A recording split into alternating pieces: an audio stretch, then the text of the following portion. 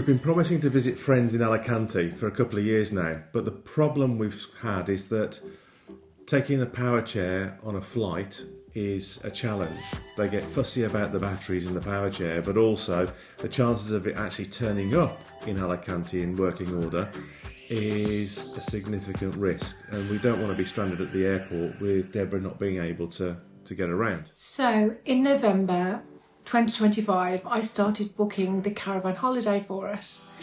Having the Omni wheelchair has given me independence and freedom like I've never had before, and it was an ideal time to go with caravan abroad. So the first thing that we had to do was to actually make sure that for this month-long trip we were planning, that we'd actually got the house and cat sitter booked. So that was our first challenge. After planning the route and booking the campsites, the next thing we needed to do was find out what the requirements were for towing our caravan abroad.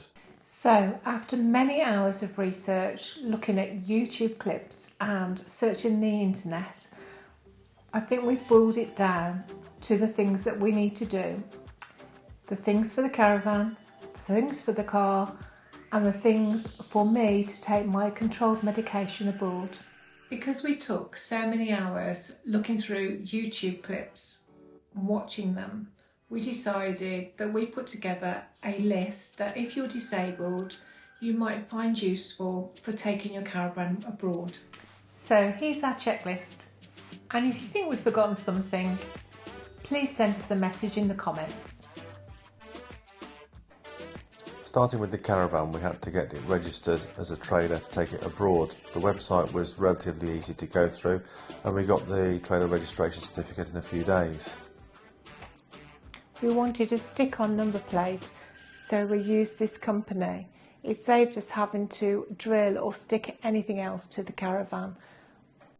We got our 80 and 90 sticker from Amazon. Because the caravan and car combination is over 12.5 metres, for Spain we had to get the reflective tail plates, which needed to be metal. And we also had to get the obligatory UK sticker, and all of those we managed to get from Amazon.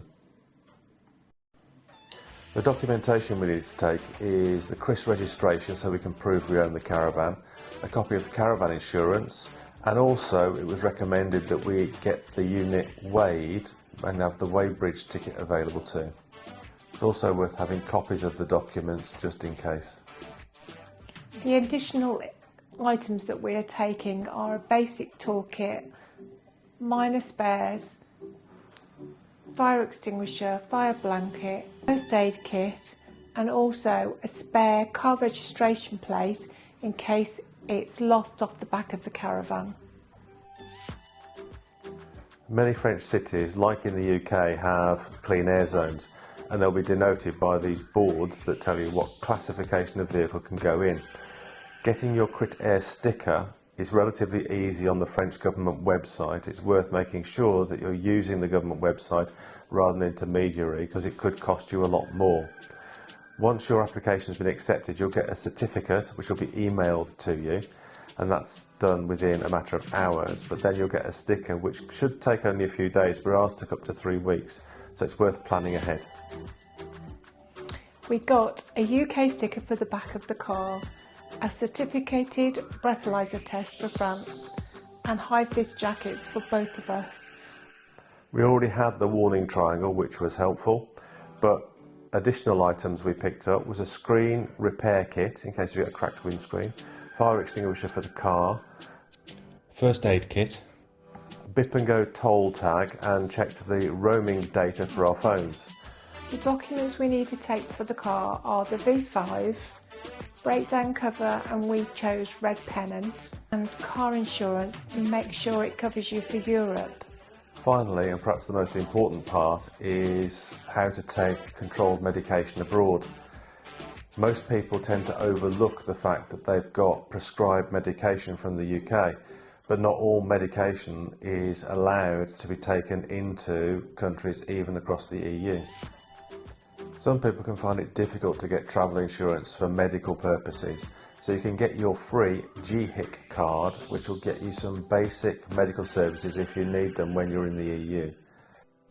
It's worth checking if any of your prescribed medication comes up on a drug restrictions list for the countries you're visiting. If your drugs come up on a restricted list, taking just a copy of your prescription may not be good enough.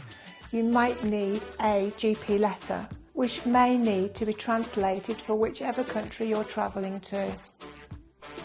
You can get up-to-date information about taking drugs in or out of the UK, and also links to the relevant websites for countries you're visiting by going to the Gov UK website. For some countries, e.g. Spain, you may have to get an import permit for certain controlled drugs, so it's always best to check. You must keep your drugs, vitamins and any supplements in their original packaging. So I hope you found that useful. If you want to see how well we've planned this, or not, follow our further adventures as we start to post our journey through France and Spain.